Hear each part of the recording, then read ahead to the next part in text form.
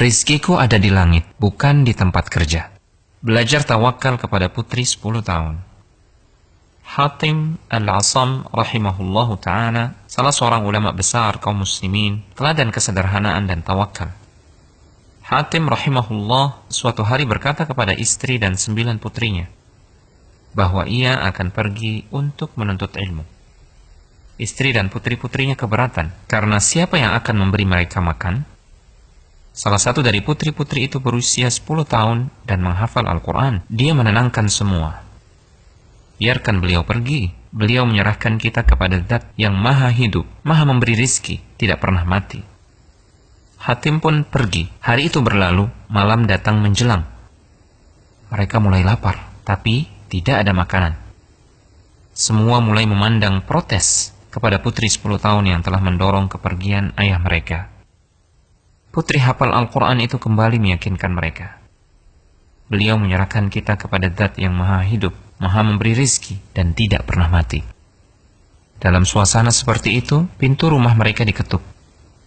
Pintu dibuka, terlihat para penunggang kuda. Mereka bertanya, "Adakah air di rumah kalian?" Penghuni rumah menjawab, "Ya, kami memang tidak punya apa-apa kecuali air." Air dihidangkan, menghilangkan dahaga mereka.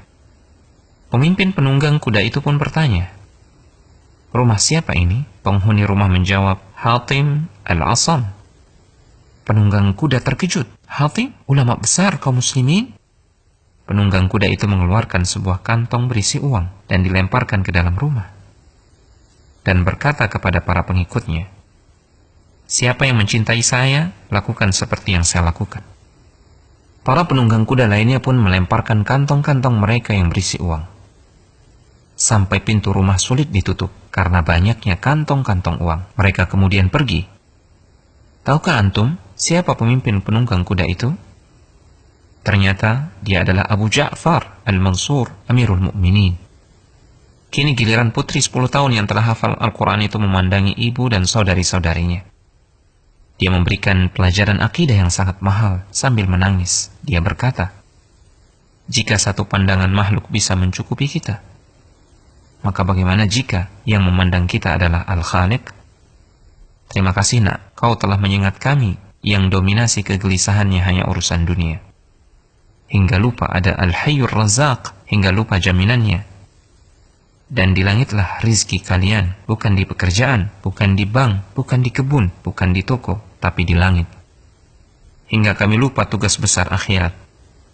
Duhai Allah, janganlah engkau menjadikan dunia sebagai kegundahan terbesar kami."